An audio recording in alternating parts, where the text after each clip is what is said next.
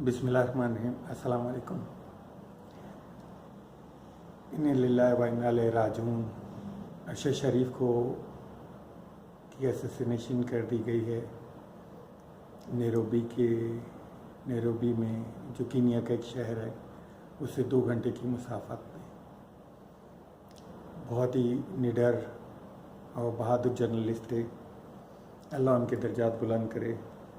ये ख़बर सुबह से सारे मीडिया पे चल रही है और आपको अंदाज़ा हो गया होगा कि सच की कीमत तो चुकानी ही पड़ती है। तो अल्फाज नहीं मिल रहे कि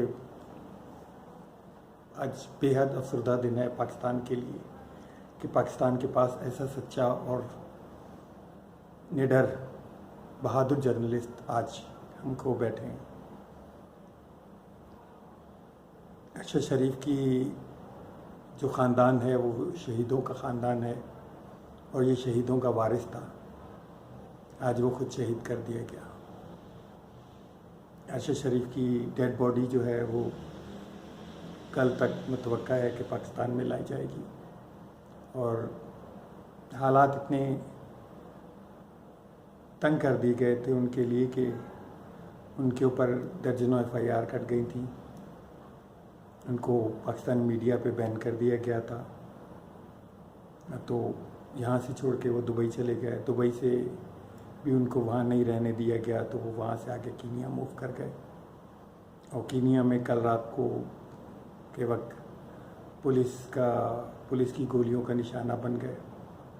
उनकी गाड़ी पे तकरीबन 9 गोलियों के फायर हुए और मज़ीद डिटेल अभी आहिस्ता आहिस्ता आ रही है।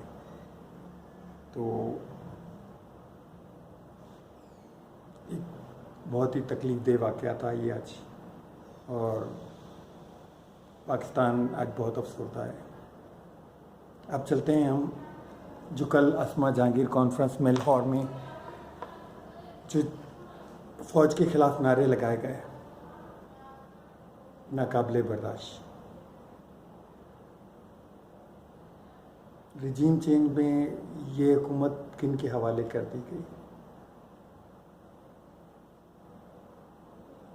और वहाँ पे मौजूद थे बिलावल भुट्टो जो कि पाकिस्तान के वज़ीर ख़ारजा हैं।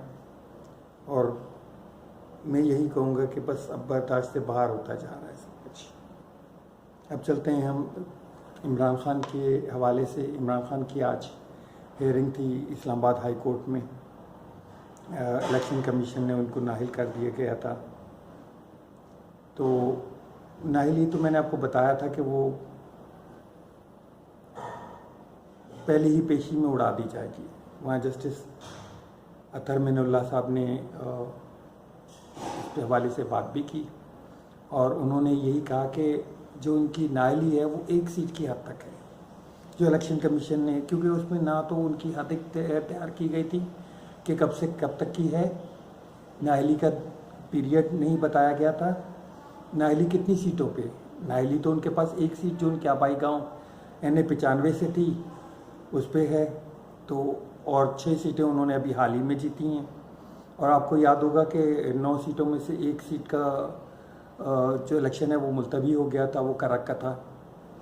और करक के हवाले से 30 अक्टूबर को उसका इलेक्शन है और उसमें भी इमरान ख़ान साहब ने अपनी की नामजदगी हुई है।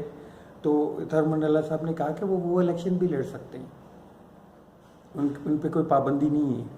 उन पे पाबंदी सिर्फ 1 ही सीट की हद तक है जो ईसा खैल वाली सीट है उनके आबाई गाँव की NA 95 की। और उस पर इलेक्शन कमीशन की तरफ से जो एक नोटिस जारी किया गया उसमें भी उनका हल्का नंबर ही गलत लिखा गया, NA 5 लिखा गया, जबकि उनका अपना आबाई हल्का NA 95 है।